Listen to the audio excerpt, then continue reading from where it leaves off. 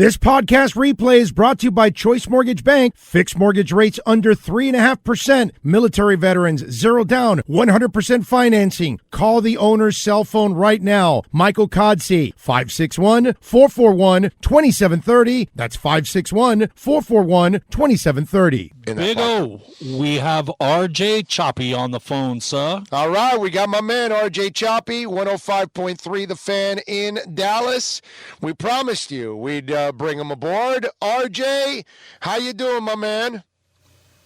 I'm doing well. Apologies for being tardy. My son burnt his hand on the stove, so I had to deal with that. Ooh, how'd you deal with that?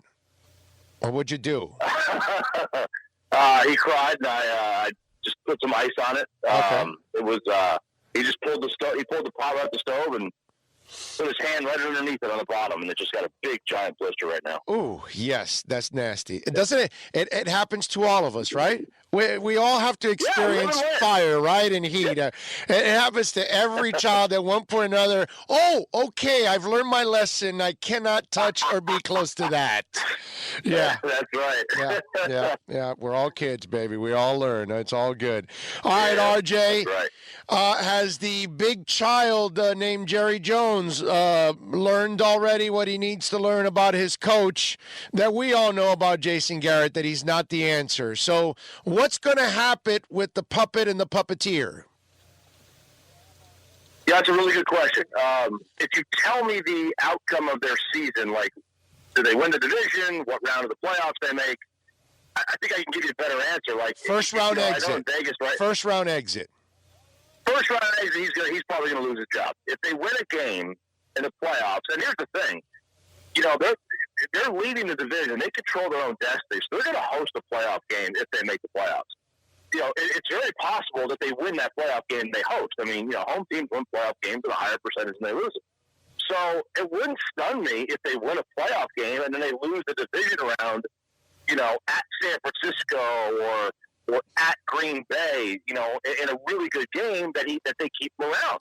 Like how many teams fire coaches that make the division round, back-to-back years or 3 out of the last 4 years? You just don't see it. Like you don't see that happening that often. And the other thing that we got to remember, Jerry's looking. And we've all had this in relationships, right?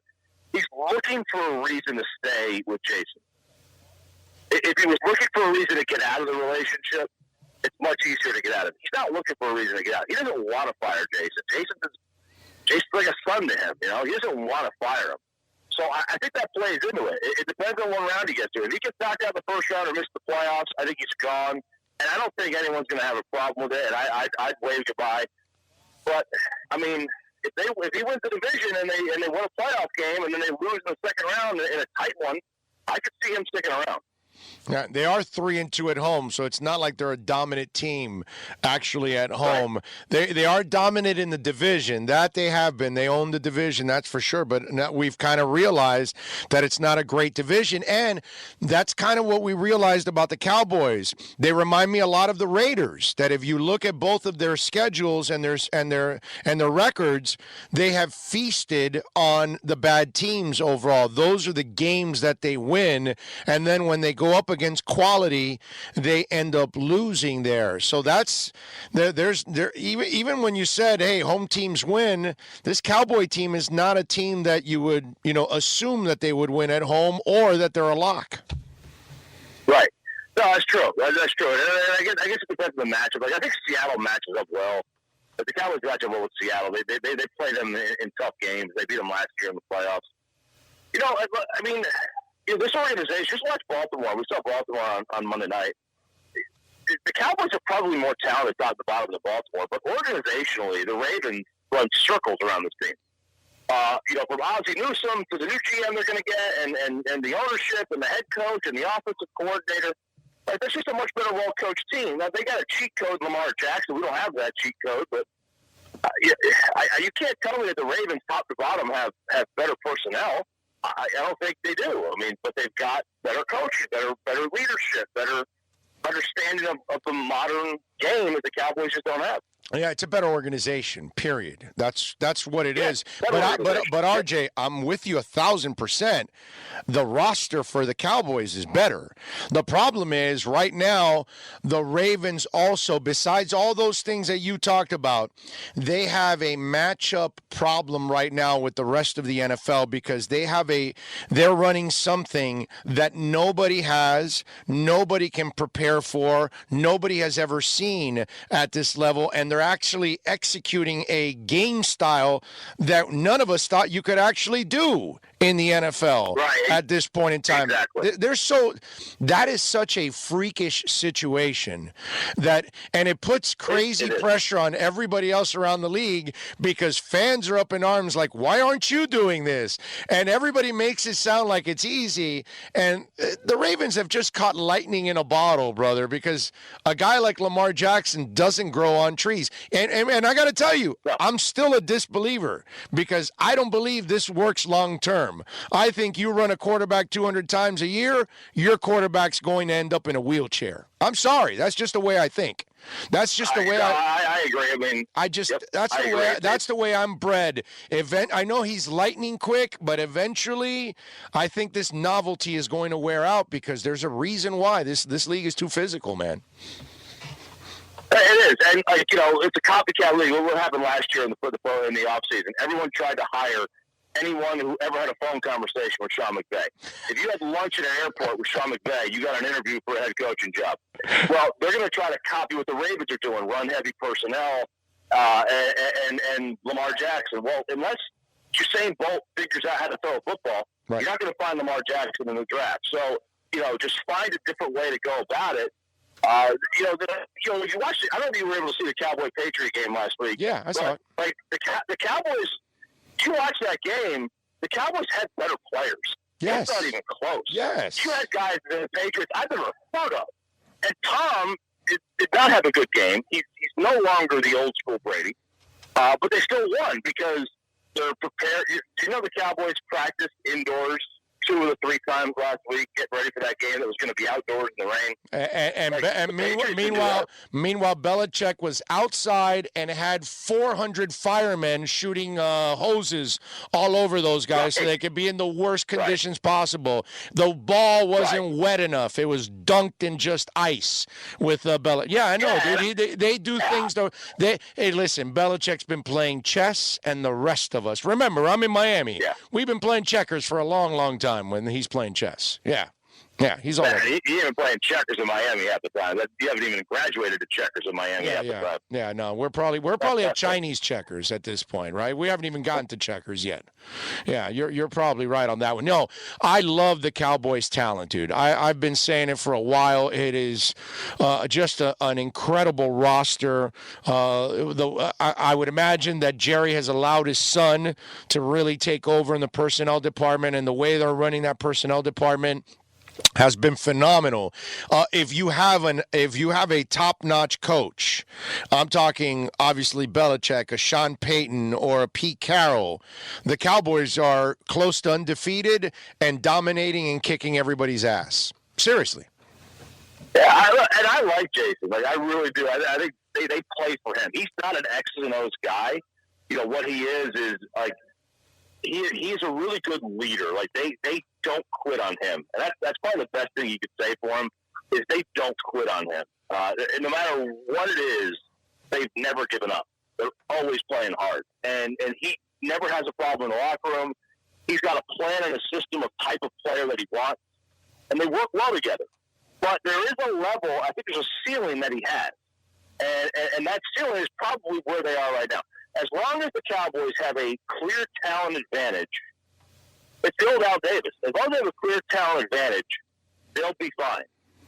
When they don't have a talent advantage, he does not have the ability to bring them this unique game plan that will allow them to overcome that. Right. No, I'm with you because you can tell because when you have that much talent and you're 6-5 or something, is that what they are? They're 6-5, right? Yeah, they're built like a pre-salary cap team. They've got a talent advantage, and that's what Jason did. Jason was on that 90s Cowboys team. Why did the 90s Cowboys win? Because they had a talent advantage at every position and a Hall of Fame quarterback. Like if you have that, you can do that. But in the salary cap era, you can't simply rely on being better. This is not college football. He comes from the 90s Cowboys and a Nick Saban coaching tree. And what do they both have in common? Nick Saban has better talent than everybody else in college football, and the 90s Cowboys have better talent than everybody in the NFL. Yeah. But the dangerous part was Jimmy had them prepared and they were loaded. Saban has you prepared and you're loaded. The Cowboys are loaded, but they're not prepared. That's the difference right there. That's what makes it all. That's why I laugh when people say, "Well, Tua plays with a whole bunch of talent." That doesn't help him be accurate. You got to be accurate. You got to throw people open. You got to throw them in stride. If you watch it, that kid is deadly accurate. That's the stuff you can't teach. Yeah, he's got great talent around him, but you still have got to be effective. Blake Bortles had talent around him too. He just couldn't be effective. Why? Because he's not a good quarterback. It's just the way it is. And that's the thing about that team. And that's where, I've talked about this yesterday. I had a conversation about windows.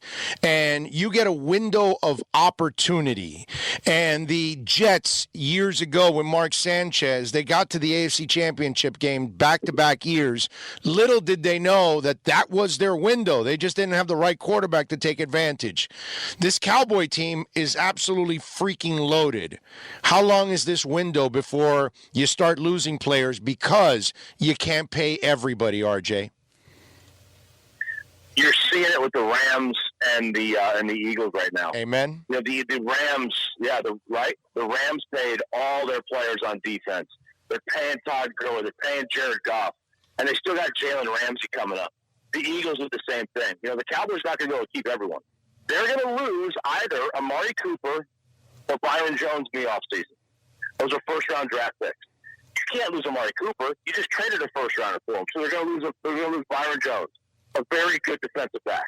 So that's just guy number one. All right? They're going to have to pay Robert Quinn again. They're going to have to pay Leighton Vander Esch. They're going to have to pay Xavier Woods. All these depth guys that you can't count on drafting as well as they've drafted every year. They've drafted really well. Yeah. That's not sustainable. You can't draft like that for 10 years in a row. Yeah, no, that's why. Listen, it happened to Baltimore after their Super Bowl. It happened to Seattle after their run.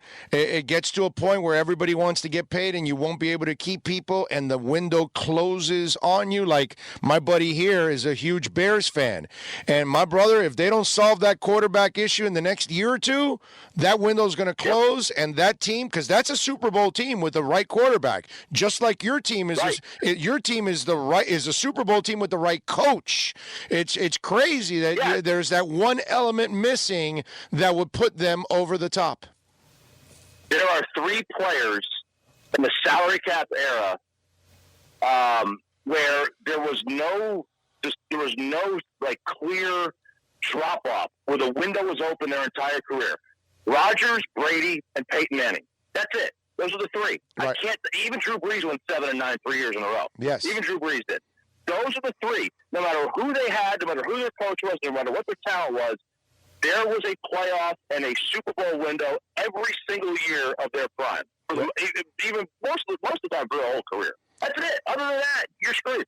Yeah, and how screwed up, dude, is it that the Saints got screwed by not having to pay players, but it was a bounty gate thing that just took them completely off kilter. You suspend the coach for a whole year, and that just takes everything. I remember people were saying, well, don't worry, Champagne's gone, don't worry, Drew Brees is like a coach on the field. Oh, get the hell out of here. We learned our lesson with that one. But yeah, man, it is so weird, and you're so lucky when you're your team like the Patriots that you can have that window open the entire time, when what's normal is, if you're lucky, your franchise has a window of a couple of years to get that championship. That's it. That's if you're lucky. What the Patriots are doing, that will never be done again in our lifetime.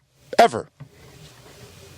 There's no way. No, not when you're going that many. No, not when they're going that many Super Bowls. I mean, like I said, Rodgers basically has a Super Bowl window every year, and Peyton did, and Brady did, and that's it. Like, but none of them reached the level of the Patriots because none of them had the quarterback and the coach at the same time.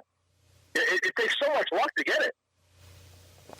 RJ, next 2 weeks, they are not facing a top-notch quarterback, but they are facing two very tough defenses overall. How does this team need to finish to kind of save Garrett's job?